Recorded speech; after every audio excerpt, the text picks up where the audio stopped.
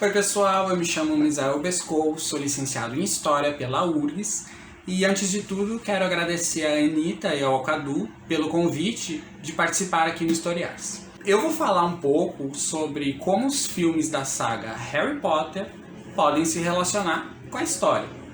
principalmente no que se refere aos imaginários sobre o passado. Vou falar também como eu abordei esse tema no meu trabalho de conclusão de curso, lá no final de 2019.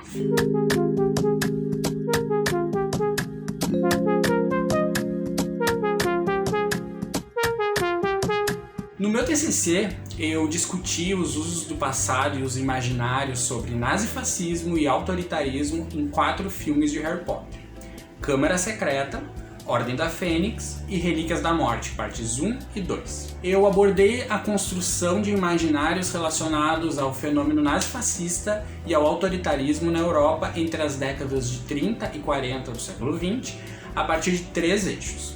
a superioridade e a pureza, o controle e o medo, a segregação e a eliminação do inimigo. Antes de começar, eu acho importante primeiro falar sobre essa noção de imaginário.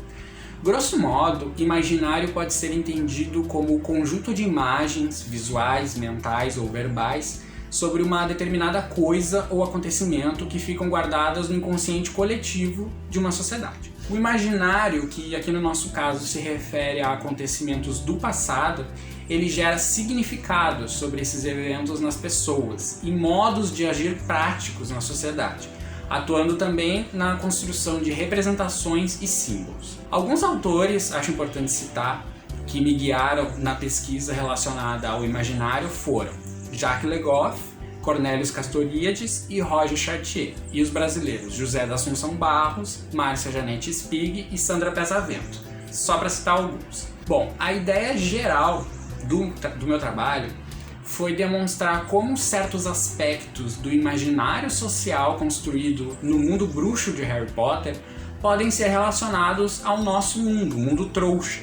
em torno, por exemplo, dos ideais de pureza racial defendidos e postos em prática pelo nazismo e dos discursos do medo e da ordem difundidos em diversos regimes autoritários no século XX. Embora sejam de naturezas distintas, em determinados aspectos eles operam de maneira muito similar no que diz respeito, por exemplo, às representações do outro, como diferente e como um inimigo passível de ser apartado e eliminado da sociedade. No primeiro eixo, a superioridade e a pureza, onde eu analisei o filme Câmara Secreta, a gente vê nesse filme a ideia de puros sangues contra trouxas, mestiços e nascidos trouxas. Estes últimos, então, considerados pelos primeiros como sangues ruins, revelando assim a forte valorização de uma hierarquia social por parte de uma elite no mundo bruxo. Para muitos bruxos, em especial os que se aproximam das ideias de Voldemort, a pureza de sangue está relacionada ao grau de pertencimento de um bruxo ou uma bruxa a uma almejada raça pura. Para vários segmentos do mundo mágico, então, qualquer bruxo ou bruxa que se aproximasse da sociedade trouxa, tanto através do sangue quanto do convívio, seria considerado impuro e receberia a alcunha de sangue ruim. As origens desse ideário são múltiplas, mas 2 momentos se destacam: o Estatuto Internacional de Sigilo em Magia, de 1689, e a fundação da Escola de Magia e Bruxaria de Hogwarts, com a posterior rebelião de Salazar Sonserina, lá no século XI. Sobre a questão da herança de sangue em Câmara Secreta, a gente pode notar como um discurso pregado no passado, relacionado à pureza de sangue, se torna carregado de significados para alguns indivíduos no presente, que acabam se valendo dele para justificar suas ações e ideias construídas no presente, como aquela de que os nascidos trouxas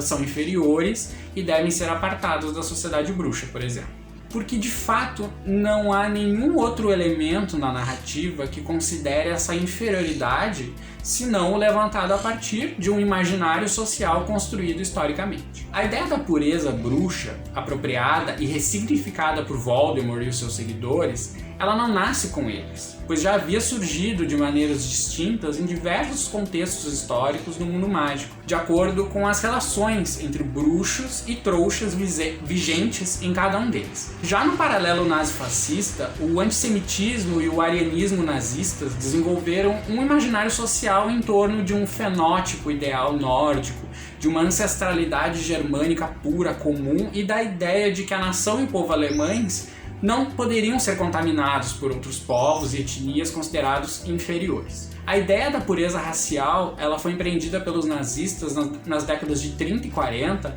mas ela não foi inventada por eles. Ela encontra diversos precedentes em épocas pretéritas, como por exemplo no período de início do desenvolvimento do conceito de raça, a partir dos chamados Estatutos de Limpeza de Sangue, originados no contexto da Península Ibérica lá no século XV. Então a gente vê, tanto no universo de Harry Potter quanto no nosso mundo, como o conceito e os discursos sobre raça assumem diversos significados dependendo da época e do lugar em que se originam, se adaptando às realidades e aos interesses sociais vigentes em cada contexto histórico. No eixo 2, o controle e o medo, no filme Ordem da Fênix, nós temos o jornal Profeta Diário, como principal meio usado pelo Ministro da Magia para atacar e sujar o nome de quem afirma que Voldemort retornou, especialmente Harry e Dumbledore,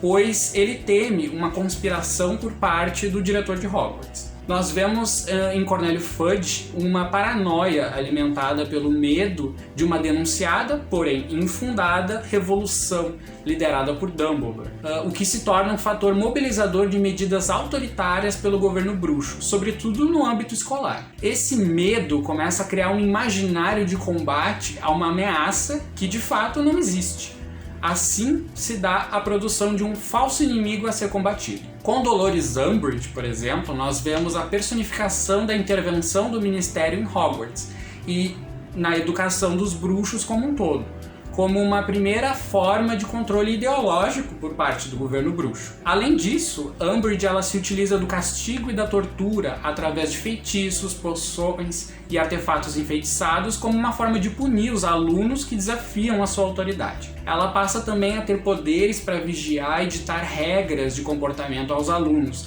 além de policiar as atividades de ensino dos professores, podendo até mesmo expulsá-los de Hogwarts. Então, temos aqui uma tentativa de depuração educacional,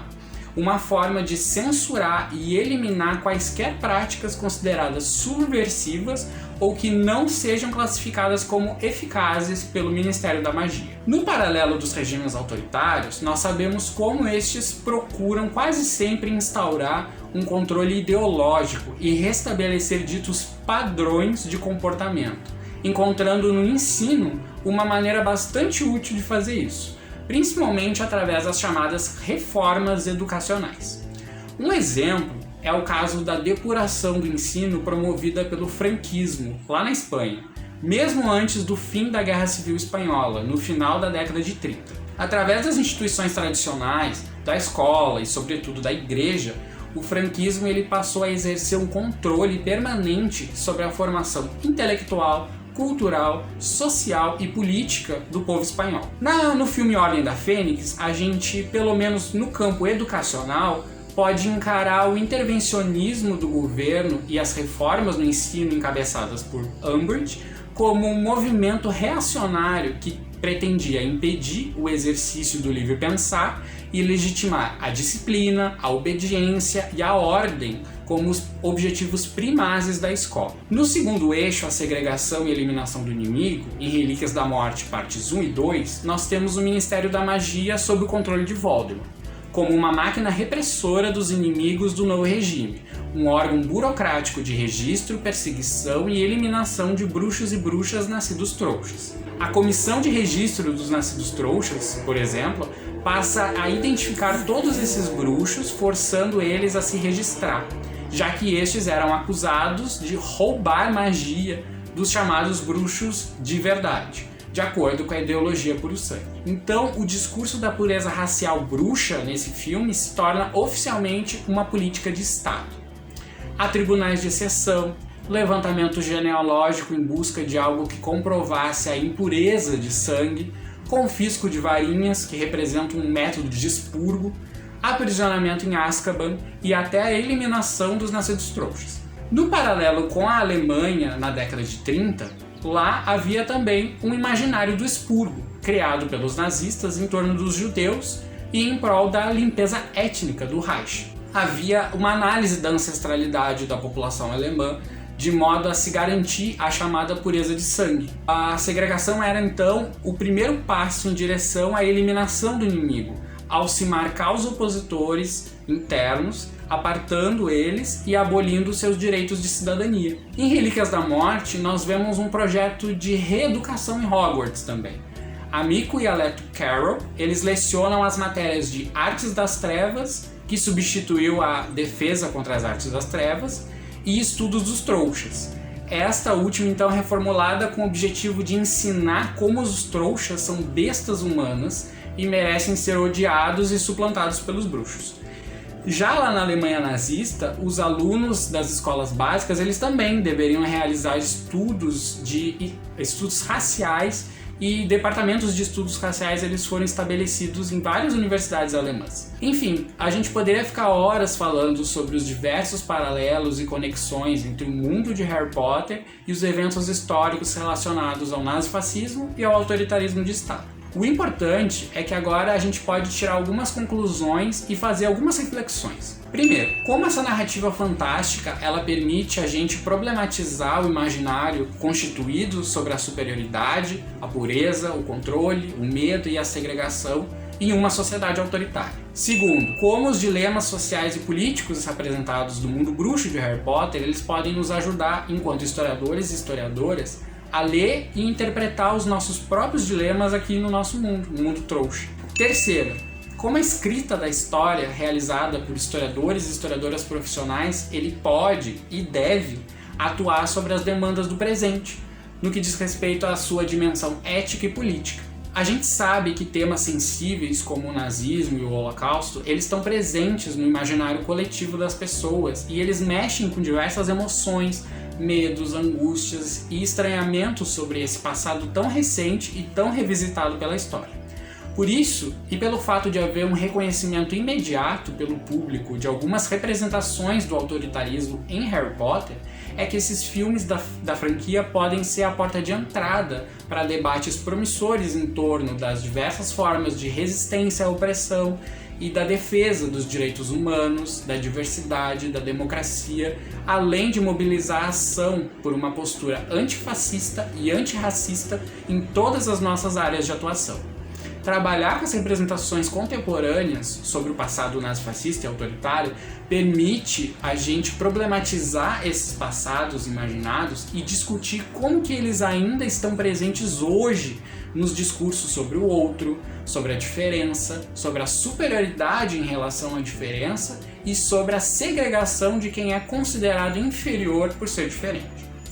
Então, gente, inspirar e estimular as novas gerações a se colocarem no mundo e a buscarem transformá-lo, a lutarem para torná-lo um lugar mais justo e tolerante para todas as pessoas, independentemente de suas origens, cores, credos, gêneros e orientações sexuais, isso também é fazer história nos nossos tempos sombrios de hoje. E o universo fantástico de Harry Potter, ele tem um grande potencial como disparador dessas questões. Bom, eu quero agradecer de novo ao Historiar-se pela excelente oportunidade de falar sobre Harry Potter e história. Não se esqueçam de se inscrever no canal, deixar o seu like e um comentário e de compartilhar o vídeo com seus amigos. Mal feito, feito.